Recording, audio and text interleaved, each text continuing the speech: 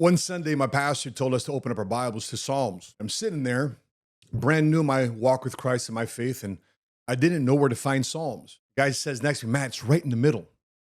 So I take my Bible, crack open the middle portion of my Bible. Instead of falling on Psalms, I land on Proverbs. Now, I didn't know it at the time, but I had just found my treasure map, led by King Solomon, the wisest and richest king who ever lived. And he left us everything, the blueprint right here in this Bible: financial wisdom, business principles, legacy strategy, and wealth building principles that Wall Street charges you thousands to learn, sitting right here in a Bible that was in the pew every single Sunday for free. God has a financial plan for your life. Your church just isn't teaching it. And today, we crack open that blueprint. We crack open that map. Now, every April, the world celebrates Financial Literacy Month. Banks post about it. I was part of it. That's how I became the Money Smart guy based in Chicago during Money Smart Week with the Federal Reserve Bank of Chicago. Schools will post about it. The government will post about it. And most about what you'll see is budgeting tips and savings and checking accounts and debt payoff plans. Now, there's nothing wrong with that. But today, we're going to go deeper, because the most important financial education you'll ever receive isn't in a spreadsheet. It's in a book that's been sitting in your pew the entire time you've been at church.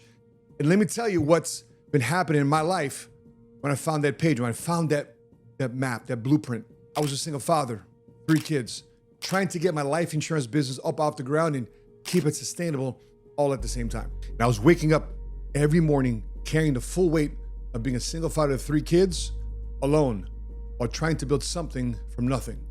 No co-pilot, no safety net, just me, my kids, and a calling I wasn't even sure I was even feeling was real in my life yet. And on top of that, I was still dealing with PTSD, dealing with anger issues that had been with me since I was a kid, grew up in the hood, and then made worse, accentuated by the Marine Corps, by combat deployments that left marks on me inside that nobody can see from the outside. Now, I carried that into every room I would walk into, every client meeting, every Sunday service, and I was ambitious.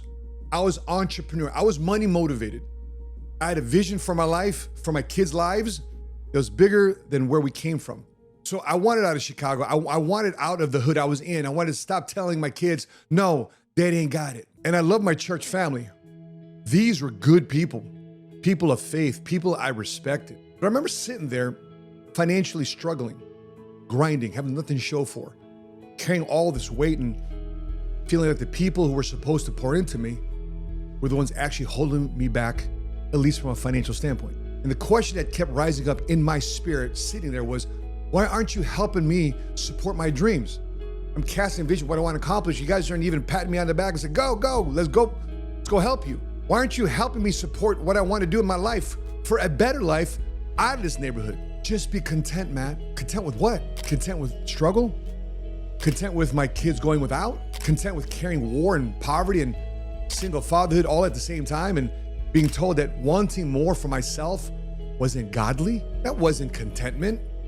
That was somebody else's limitation imposed upon me, dressed up as scripture and being holy. Now, I'm not here to attack the church. I love the church. I'm here because the church left out some pages out of the sermon every Sunday that I had to go figure out myself. And when I found it through my walk, a lot of churches do this too as well, to my brothers and sisters out there when I'm sitting across the kitchen table with them or sitting with executives in the boardroom. I've been walking these same pages in business for the last 26 years. And if somebody in your life has been telling you to just be content with less than God's best, drop the word fruitful in the comments right now. Because God's plan for your life is more than what you're currently living. I promise you. Here's what the church never fully taught you, and I don't think they're fully equipped to do so, and it's costing most men and women their calling. The tribes of Israel weren't just a family tree. They were a divine economic blueprint. Every tribe had a function, a gift, a lane, and together they provided the resource and resources for the source. Now, a few months ago, I did a full episode, a whole breakdown. This link is in the description, or click this link right here, because here are the 2 tribes that changed everything for me. It says in Deuteronomy chapter 33, verse 18, it says that, rejoice, Zebulun, in your going out, and Issachar in your tents.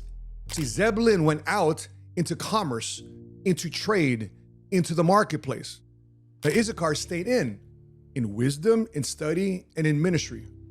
And the historical record tells us this, that Zebulun funded Issachar's ministry. One tribe built the wealth, the other tribe built the wisdom. Both were necessary, and neither was one more holy than the other. Now, which tribe are you? Are you a builder, a trader, an entrepreneur, or are you a teacher, a minister, a counselor? Drop the word tribe in the comments below and tell me which one resonates with you. And then there was Levi. Levi was the one tribe called to full-time ministry, to full-time priesthood. It says in Numbers chapter 18, verse 20, says that you shall have no inheritance in their land. I am your share and your inheritance. See, Levi had no land. They had cities though. God said, I am your portion. And Levi was supported financially by the other 11 tribes. See, ministry was never designed to be self-funded. It was meant to be resourced by kingdom builders. One tribe ministered, 11 tribes multiplied.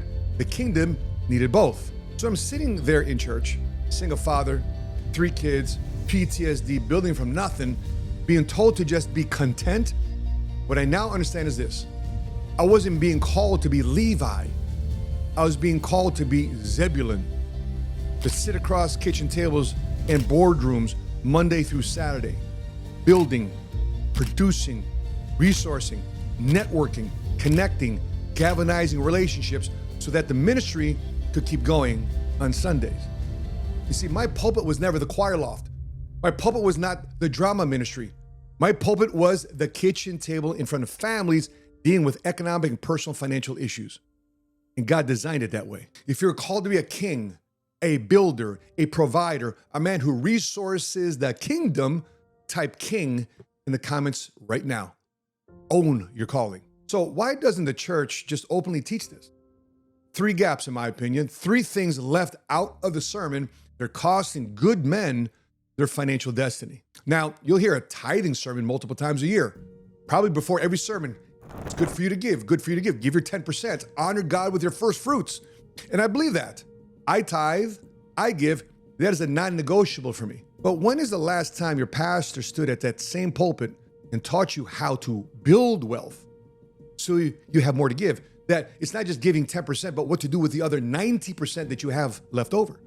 Because kings don't just give, kings generate, they expand territories. See, generosity requires capacity.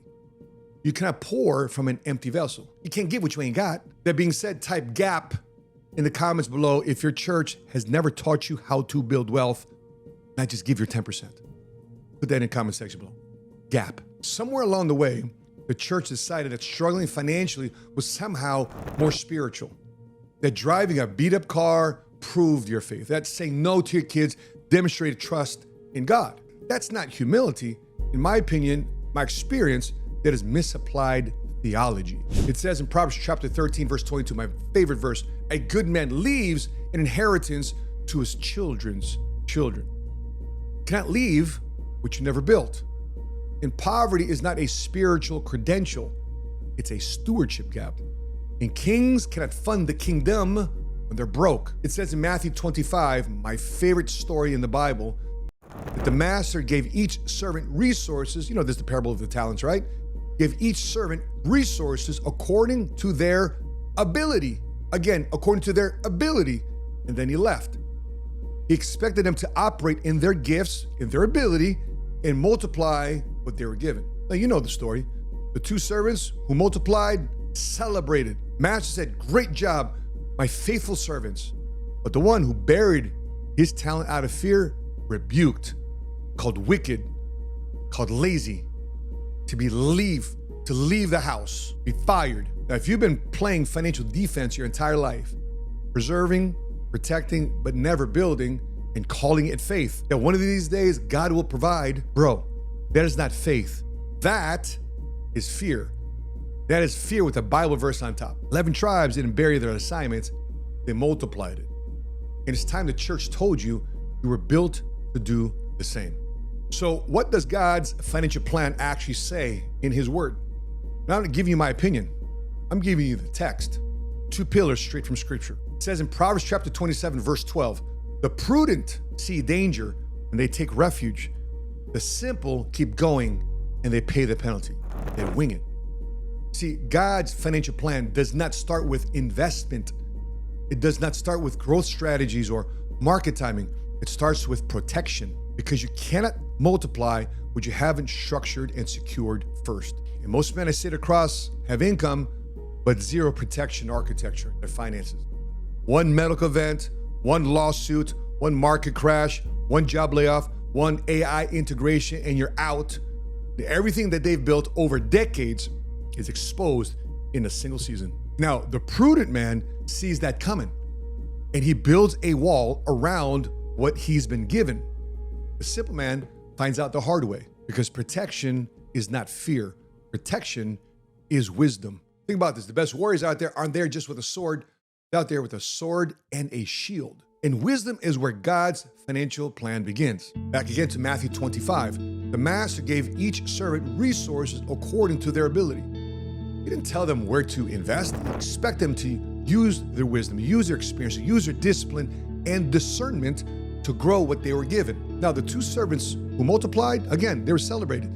The one who buried his talent out of fear, rebuked. And again, everything he had was redistributed to the men who multiplied the most. Because he operated in fear, his gifts and talents, his money was taken and redistributed to those that knew how to handle the finances. See, God is not against financial vehicles. He is not against wealth building tools. He is against financial paralysis, AKA procrastination.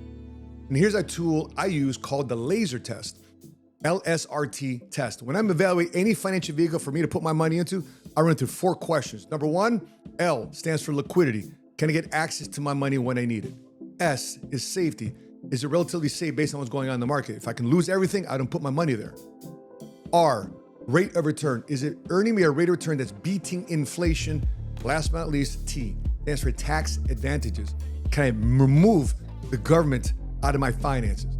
From income taxation from a federal level, income taxation from the state level. I call that, once again, the laser test. Now, run that laser test on your 401k, run that on your savings account, run that on your real estate, run that on your crypto, and score it honestly. If it's failing 2 or more of the laser test, LSRT, you don't have an investment problem. You've got a structure problem, and that is flexible. You have a structure problem, and that is fixable. Now, type structure in the comments below if you've never had a written financial plan or a real blueprint for how your money actually moves. Structure in the comments below. Everything I just walked you through, the 2 pillars, the laser test, the kings and priests framework, I wrote the complete roadmap in my book, and it's called Faith Made Millionaire, the GPS for men who want to build wealth God's way. But it's not global positioning system, it's the God positioning system. And this book is rooted in scripture, proven over the last 26 years in business and my life. Link is in the description below. Please get your copy. Now, here are 2 things I want you to do this week. That's someday this week. Get it done. Before you change your 401k, before you call a financial advisor, audit what you actually believe about money. Where did those beliefs come from? Did it come from a parent who struggled their whole life? A pastor who told you just to be content, who's struggling in his own finances himself? A culture that told you that wanting more was greedy? Where did your money blueprint come from? Because if your money beliefs were shaped by the wrong voices, you have a theology problem before you have a finance problem. Now fix that root before you touch the fruit. You want different fruit? You gotta fix that root. Whatever you're currently invested in, run it through the laser test today. Liquidity, safety, rate of return, tax advantage. Score it honestly, no bias, no emotion, just the facts. If it's failing, it's not bad news. That's clarity. And clarity is where the right decisions are made. Now, Financial Literacy Month this month gives the world budgeting tips, spreadsheets, basics. Now, this channel gives you the blueprint from a biblical perspective. The one that was there the whole time sitting in the pew waiting for someone to open the right page. So here are 3 things before you go. First, share this video with one man in your life who has been told his ambition is a sin. He's out there right now, carrying more than anyone around him actually knows. Send him this video. This is not a promotion for this video. This is an act of stewardship. You gotta get him this news. Second, if you want to run the laser test on your real numbers, not hypothetically, but with your actual financial picture in front of us, my team does that conversation. No pressure, No pitch, just clarity. Link is in the description to connect with me on Connect. And third, if you watch this today and something shifted, not just in your mind, but in your spirit, and you want to build something that actually aligns with these principles that lets you sit across kitchen tables and boardrooms and changes families' financial lives, comment the word steward below.